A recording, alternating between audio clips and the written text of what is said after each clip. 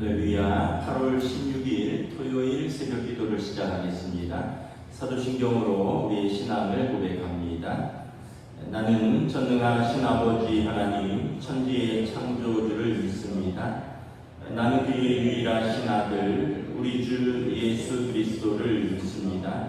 그는 성령으로 잉태되어 동정녀 마리아에게서 나시고 본디오 빌라도에게 고난을 받아 십자가에 못 박혀 죽으시고 장사된 지 사흘 만에 죽은 자 가운데서 다시 살아나셨으며 하늘에 오르시어 전능하신 아버지 하나님 우편에 앉아 계시다가 거기로부터 살아있는 자와 죽은 자를 심판하러 오십니다.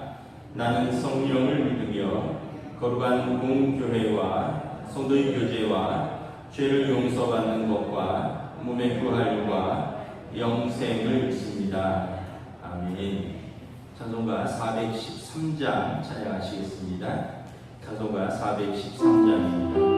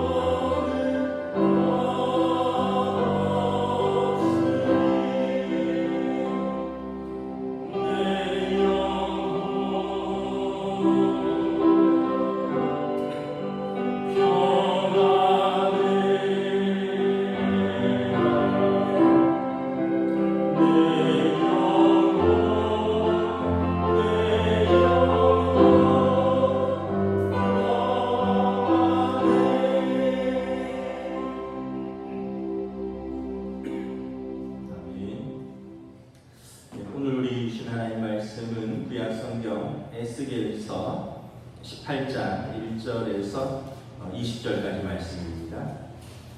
구약성경 에스겔서 18장 1절에서 20절입니다. 구약성경 1174페이지입니다. 다 찾으신 줄 알고 저와 여러분들이 한 절씩 교도하겠습니다.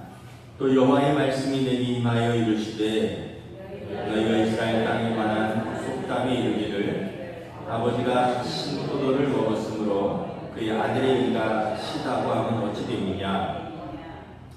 주 여호와의 말씀이니라. 내가 나의 삶을 두고 맹세하노니 너희가 이스라엘 가운데에서 다시는 이 속담을 쓰지 못하게 되리라. 모든 영혼이 다 내게 속한지라. 아버지의 영혼이 내게 속함같이 내 아들의 영혼도 내게 속하였나니 범죄하는 그 영혼은 죽으리라. 사람이 만일 의로워서 정의와 공의를 따라 행하며 산 위에서 재물을 먹지 아니하며 이스라엘 족속의 우상에게 눈을 들지 아니하며 이웃의 아내를 더럽히지 아니하며 원령 중에 있는 여인을 가까이 하지 아니하며 사람을 학대하지 아니하며 빚진 자의 저당물을 돌려주며 강탈하지 아니하며 줄인 자에게 음식물을 주며 벗은 자에게 옷을 입히며 별일을 위하여 구워주지 아니하며 이자를 받지 아니하며 스스로 손을 금하여 죄를 짓지 아니하며 사람과 사람 사이에 진실하게 판단하며 내 율례를 따르며 내 규례를 지켜 진실하게 행할진대 그는 의인이니 반드시 살리라. 주 여호와의 말씀이니라. 가령 그가 아들을 낳았다 하자 그 아들이 이 모든 선은 하나도 행하지 아니하고 이 죄악 중 하나를 범하여 강포하거나 살인하거나 산 위에서 재물을 먹거나 이웃의 아내를 더럽히거나 가난하고 궁핍한 자를 학대하거나 강탈하거나 빚진 자의 저당물을 돌려주지 아니하거나 우상의 눈을 들거나 가증한 일을 행하거나 별일을 위하여 구워주거나 이자를 받거나 할진대 그가 살겠느냐. 결코 살지 못하리니 이 모든 가증한 일을 행하였으니 반드시 죽을지라. 자기의 피가 자기에게로 돌아가니라. 또 가령 그가 아들을 낳았다 하자 그 아들이 그가 아버지가 행한 모든 죄를 보고 두려워하여 그대로 행하지 아니하고 산 위에서 재물을 먹지도 아니하며 이스라엘 족속의 우상에게 눈을 들지도 아니하며 이웃의 아내를 더럽히지도 아니하며 사람을 학대하지도 아니하며 저당을 잡지도 아니하며 강탈하지도 아니하고 줄인 자에게 음식물을 주며 벗은 자에게 옷을 입히며 손을 금하여 가난한 자를 압제하지 아니하며 별이나 이자를 받지 아니하여 내 규례를 지키며 내 율례를 행할진대 이 사람은 그의 아버지의 죄악으로 죽지 아니하고 반드시 살겠고 그의 아버지는 심히 포악하여 그 동족을 강탈하고 백성들 중에서 선을 행하지 아니하였으므로 그는 그의 죄악으로 죽으리라. 그러나 너희는 이르기를 아들이 어찌 아버지의 죄를 감당하지 아니하겠느냐 하는도다. 아들이 정의와 공의를 행하며 내 모든 율례를 지켜 행하였으면 그는 반드시 살려니와 범죄하는 그 영혼은 죽을지라. 아들은 아버지의 죄악을 감당하지 아니할 것이요 아버지는 아들의 죄악을 감당하지 아니하리니 의인의 공의도 자기에게로 돌아가고 악인의 악도 자기에게로 돌아가리라. 아멘. 할렐루야. 토요 새벽 기도 오신 우리 성도들을 주님의 이름으로 환영하고 축복합니다. 한번 인사하겠습니다. 한 주간 평안하셨습니까? 예, 이제 말복도 지나고 입추도 시작되고 이제 날씨가 조금씩 선선해지지 않나 이렇게 생각을 합니다. 우리가 새벽에 에스겔서 말씀을 보는데 에스겔 선지자는 그 포로기의 선지자입니다. 그리고 나라가 곧 있으면 망하고요. 이미 부분적으로 망해서 포로로 잡혀와 있는 상태입니다. 그래서 포로로 잡혀와 있는 사람들에게도 선포하고 아직 이스라엘 땅에 남아있는 그 사람들에게도 선포하는 것입니다. 오늘 말씀 18장 2절에 보면 이스라엘에 이런 속담이 있다는 거예요. 아버지가 신포도를 먹었으므로 그의 아들의 이가 시다. 이 말은 뭐냐면 우리의 고난은 우리 조상들의 죄 때문에 생긴 것이다. 이런 그 속담입니다. 그러니까 자기 죄를 인정하지 않고 현재 자기의 불행은 부모 세대, 조상들의 죄 때문에 이루어진 것이다라는 거예요. 어쩌면 지금 포로기에 잡혀와 있는 포로로 잡혀와 있는 사람들, 이 사람들은 자기들의 처지를 한탄하겠죠. 그러면서 이런 속담들을 쓰는 것 같아요. 우리의 고난은 조상들의 죄 때문에 생긴 것이다. 우리 아버지가 신포도를 먹었고 아들인 우리가 지금 이가 시다라는 거예요. 근데 하나님은 이 속담을 부정하십니다.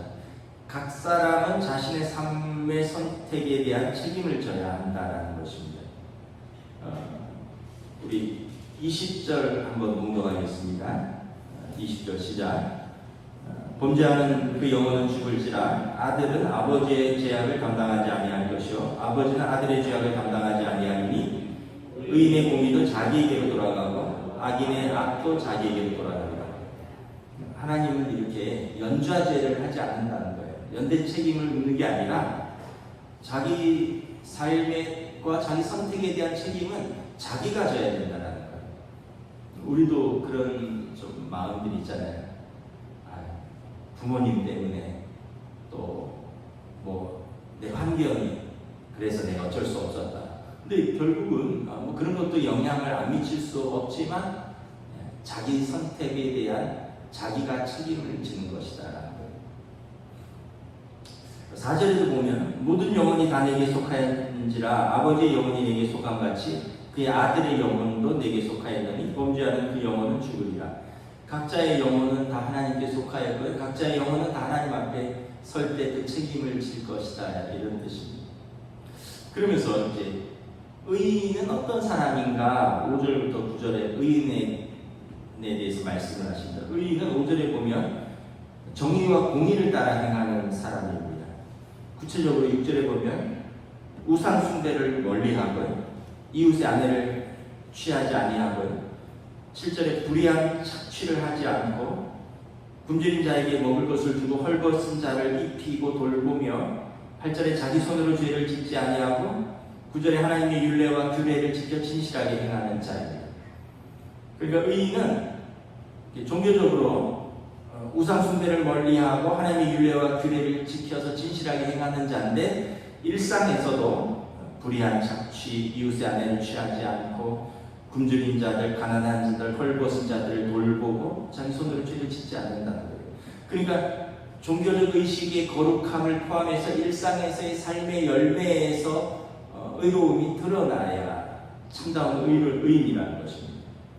우리도 마찬가지겠죠. 우리가 예배를 드리고 신앙생활하고 주의를 지키지만 이것과 더불어서 우리의 일상에서 이웃에게 그리고 또 우리의 삶에서 거룩함과 의로움이 드러나야지 하나님께서 진정한 의인이라고 인정하신다는 거예요.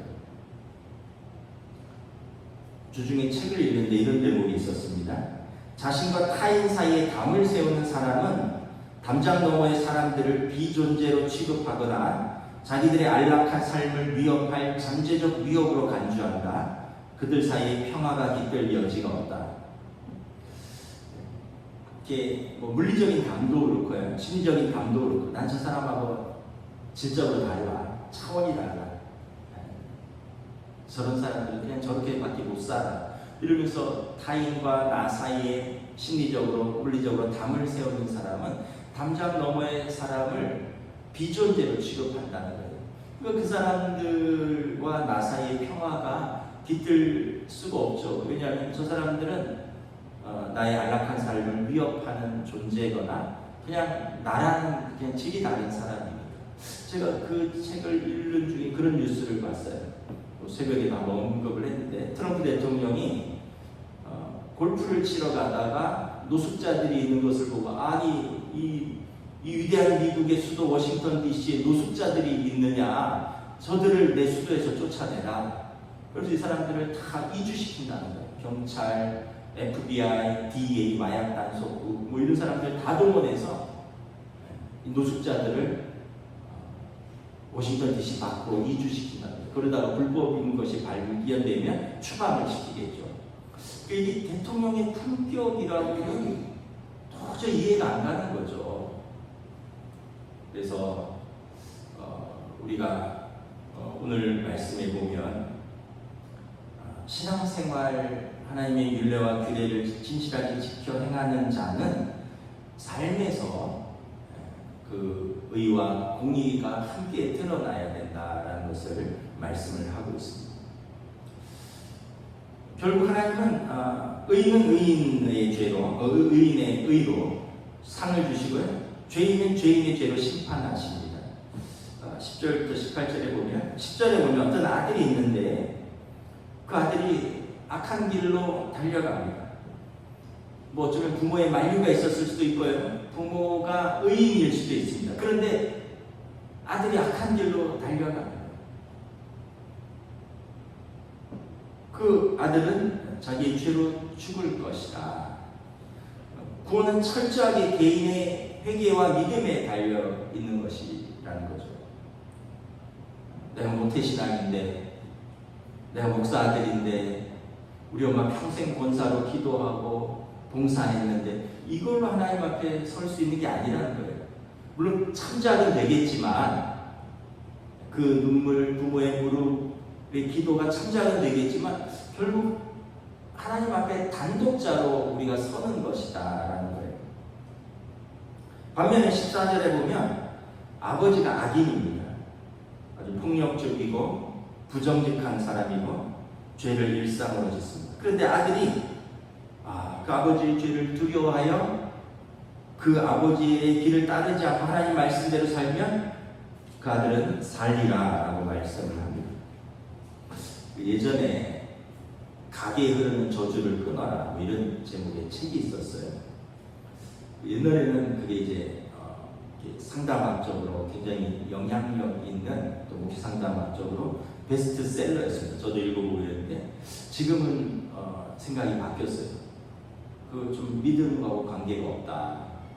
왜냐하면 물론 이제 가게에 흐르는 저주, 부정적인 영향, 할아버지 때, 아버지 때의 부정적인 영향이 자녀 때에, 손자 때에 영향을 미칠 수는 있죠. 그러나 그거와 별개로 내가 선택할 수 있는 나의 선택과 나의 자유와 나의 믿음이 있거든요. 근데 나의 자유의지와 나의 선택을 배제하고 나는 그런 부정적인 영향을 받아서 어쩔 수 없었다 이렇게 얘기를 하는 거예요. 나는 기도해주는 믿음의 부모님이 없었다. 나는 결손 가정에서 자랐다. 나는 환경이 나빴다. 우리 집은 가난했어. 배움의 기회가 없었다. 믿음은 세대와 환경과 가정의 한계를 뛰어넘는 것입니다. 이번 주일 제 설교 내용이기도 한데, 그 믿음으로 지키는 이제 소명이라는 제목으로 설교를 할 거거든요. 사울과 다윗을 좀 비교하는데, 다윗을 보면 정말 환경이 별로 안 좋았어요. 그 무명한 집안의 말제 아들, 마지막 아들이고요. 나중에 그 다윗이 장수가 되는데 골리앗을 죽이고 이제 그 왕의 사위가 되는 그런 어떻게 보면 이제 상품이죠. 저 블레셋 장수를 죽인 자는 내 딸을 주고 나라의 절반을 주겠다. 그래서 다윗이 그걸 했는데 다윗이 뭐라고 하냐면, 내가 어찌 왕의 사위가 되겠습니다. 나는 가난하고 비천한 자입니다. 시편 27편에 보면 내 부모는 나를 버렸으나 하나님은 나를 영접하시리라. 그러니까 다윗의 고백을 보면 가난하고 비천한 자고요, 부모가 신경 쓰고 돌보지 않은 사람입니다. 근데 다윗은 부름받은 자로서 서는 것이죠. 뭐 주일날 좀 얘기할 건데 여기서 마치고, 그러니까 우리가 뭐 부모가 이래서, 가정 형편이 이래서 물론 이해는 되는데 전적으로 세대와 환경과 가정의 한계를 뛰어넘는 것은 우리의 믿음의 선택이고 자유의지라는 거예요. 하나님 앞에 가서 내가 부모가 이래서, 가정 형편이 이래서, 환경이 이래서 나는 믿음으로 못 살았습니다. 이것이 얼마나 하나님께서 납득하실까. 결국 자기 믿음으로 서는 것이라는 거예요. 아들은 아들의 믿음으로, 아버지는 아버지의 믿음으로. 아버지의 의가 죄인의 아들을 구원할 수 없고 아버지의 죄가 의인의 아들을 망가뜨릴 수 없다는 거예요. 여전히 그래서 우리에게 회개의 기회가 열려있다고 말합니다. 20절 공부하겠습니다. 19절 20절 함께 읽습니다. 시작. 그런데 너희는 이르기를 아들이 어찌 아버지의 죄를 감당하지 아니하겠느냐 하는도다. 아들이 정의와 공의를 행하며 내 모든 율례를 지켜 행하였으면 그는 반드시 살려니와 범죄하는 영혼은 죽을지라. 아들은 아버지의 죄악을 감당하지 아니할 것이요 아버지는 아들의 죄악을 감당하지 아니하리니 의인의 공의도 자기에게로 돌아가고 악인의 악도 자기에게로 돌아가리라. 아버지의 죄를 아들이 감당하지 않고요 아들의 정의와 공의를 행하였으면 아버지의 죄를 그에게 물을 수 없다는 거예요. 이 말씀은 무서운 심판의 경고이면서 동시에 우리에게 소망을 주는 거예요. 과거의 실패도 있을 수 있고 과거의 죄도 있을 수 있습니다. 또 과거의 어떤 부정적인 어떤 가문의 영향도 분명히 있을 수 있죠. 그런데 중요한 건 지금 내가 회개하고 지금 내가 믿음의 선택을 하며 사느냐, 이게 더 중요하다는 거예요. 과거 가문의 죄나 나의 지난 과오에 매이지 않고 지금 나의 믿음의 선택으로 하나님의 나라를 누릴 수 있다는 것입니다. 그래서 과거의 상처, 과거의 실패를 자꾸 곱씹고 거기서 헤어나지 못하면 나아갈 수가 없어요. 물론 이제 상처나 실패가 트라우마로 남아있죠. 트라우마라는 게 뭐냐면 그게 자꾸 생각나는 거예요. 어떤 사건, 어떤 사람, 심지어 어떤 지명만 봐도 그 사건이 생각나요. 그래서 소금으로 막 가슴을 문대는 것처럼 아파오는 거죠. 그게 트라우마입니다. 근데 치유를 받아야 돼요.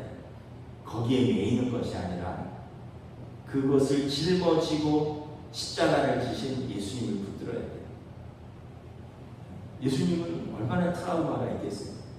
베드로의 3번의 부인, 가룟 유다의 배신, 사도 요한을 제외하고 11명이 다 도망가거나 뿔뿔이 흩어지고 그뿐만 아니라 오늘 저와 여러분들도 아마 그 시대에 있었으면 우리들도 도망가거나 배신하지 않았을까. 그런데 예수님은 자기에게 주신 사람들을 사랑하실 때 끝까지 사랑하십니다. 이 배신, 상처, 실패 이런 것을 붙드는 것이 아니라 예수님은 소명을 붙들으셨습니다. 하나님의 말씀을 붙들었고 하나님의 뜻을 붙들었고 하나님의 사랑을 붙들었죠. 과거의 상처나 실패가 영향을 전혀 안 미친다는 게 아니에요. 그런데 그거보다 더 큰 하나님의 뜻과 우리의 밝은 미래를 바라보라는 것이 계속 거기에 묶여서 계속 거기에만 이제 집착해 있으면 자기 자신도 파괴되고요. 또 함께 있는 사람도 굉장히 힘들어지는 거죠. 이걸 벗어나는 길은 오늘 말씀처럼 오늘 31절에 보면 마음과 영을 새롭게 하는 것입니다. 이스라엘 족속아 너희가 어찌하여 죽고자 하느냐. 계속 거기에 매여 있고 죄 가운데 붙들려 있으면 너희가 죽는다. 너희 마음과 영을 새롭게 하라는 것입니다. 32절에 보면 주여의 말씀이니라. 하나님은 죽을 자가 자기 죄로 죽는 것을 기뻐하지 아니하시고 돌이켜 사는 것을 기뻐하십니다. 그러므로 너희는 스스로 돌이키고 살지니라. 소망을 선포하는 거죠. 지금 너희가 회개하고 돌이키고 새 마음과 새 영으로 믿음으로 살면 너희가 살 것이다. 저희들이 살다 보면 마음도 힘들고 삶도 힘들 때가 많잖아요, 그죠? 그래서 우리가 주님 손을 꼭 붙드는 거죠. 어려움 속에서 주님 손을 놓지 않는 것입니다. 주님 손을 꼭 붙들고 믿음으로 이겨나가고 또 오늘도 새 마음과 새 영으로 우리가 올바른 믿음의 선택을 할 수 있는 저희들 되시기를 우리 주님의 이름으로 축복합니다. 기도하겠습니다. 하나님 은혜를 감사합니다. 참으로 그때나 지금이나 우리는 남의 탓을 하고 핑계를 대면서 자기를 합리화할 때가 있습니다. 아버지가 신포도를 먹었으므로 아들의 이가 시다라는 이스라엘의 속담처럼 그들은 자기의 죄를 돌아보기보다는 우리 조상들의 죄 때문에 우리가 나라가 망했고 우리가 포로로 잡혀와 있다라고 말을 합니다. 또한 본토에 남아있는 사람들은 포로로 잡혀간 사람들이 저들은 자기들의 죄 때문에 갔고 우리들은 안전한 그 가마 속에 고기와 같이 우리는 중요하고 보호되고 있다라고 말을 하지만 하나님께서는 너희가 회개하지 아니하면 너희는 더 큰 환난을 당할 것이다 경고하고 있습니다.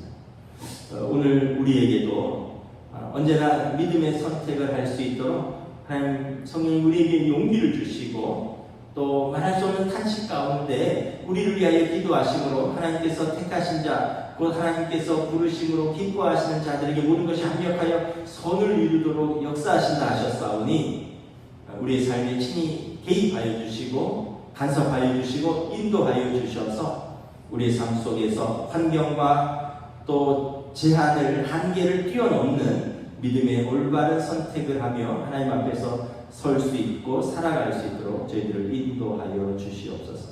감사를 드리오며 우리 주 예수 그리스도 이름으로 기도드리옵나이다. 아멘.